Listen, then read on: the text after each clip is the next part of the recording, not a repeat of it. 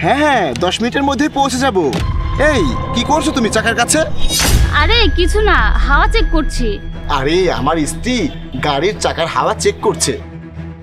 ঠিক আছে, তুমি যাও। আচ্ছা ঠিক আছে, যাচ্ছি। তুমি নিজের খেয়াল রেখো। ঠিক আছে, সন্ধ্যায় তাড়াতাড়ি চলে এসো। আজকে আমরা বাইরে খেতে যাব। ঠিক আছে, কিন্তু অপু একটা কথা বলতে চাচ্ছিলাম।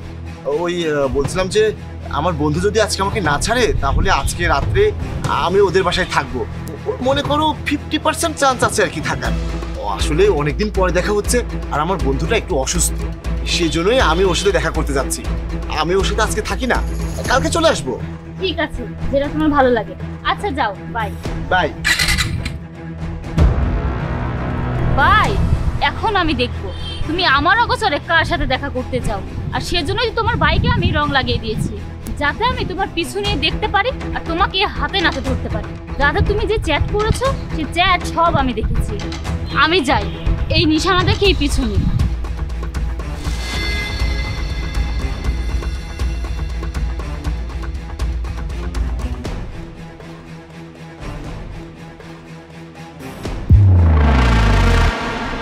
আরে এটাই তো জাহিদের বাড়ি, তার মানে ও এই বাড়িতেই আছে। বেবি বলো, খাবার জন্য কি অর্ডার করব?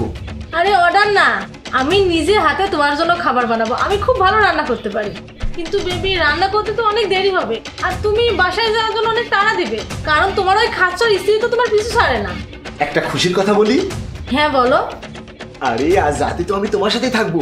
আমি আমার স্ত্রীকে বলে এসেছি যে আমি আমার এক বন্ধুর সাথে দেখা করতে যাচ্ছি, আর ওর শরীর খুব খারাপ, তাই আমার বন্ধুর সাথে আজকে থাকবো।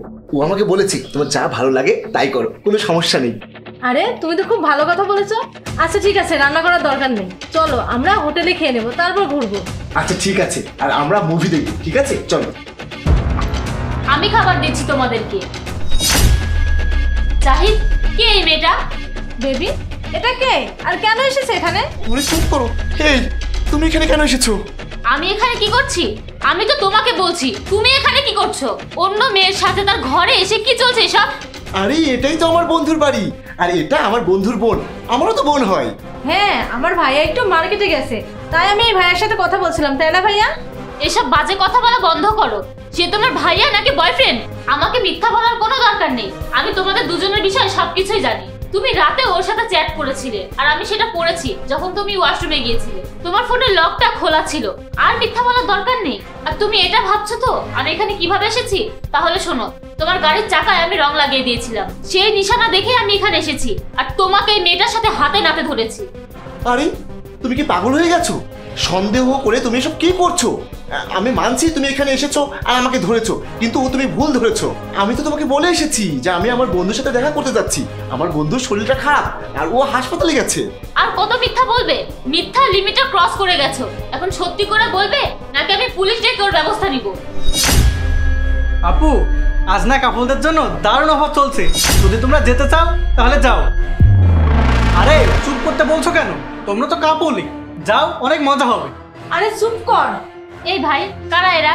এরা তো বয়ফ্রেন্ড গার্লফ্রেন্ড। না না, ও মিথ্যা বলছে। এই বেয়াদব, তুই কি সব বাজে কথা বলছিস? জাহিদ, আমাকে মিথ্যা বলতে হবে না। এখানে যখন এসেছো এখানেই থাকো। আমি ডিভোর্স লেটার পাঠিয়ে দিব। এই অপু, অপু শোনো আমার কথা।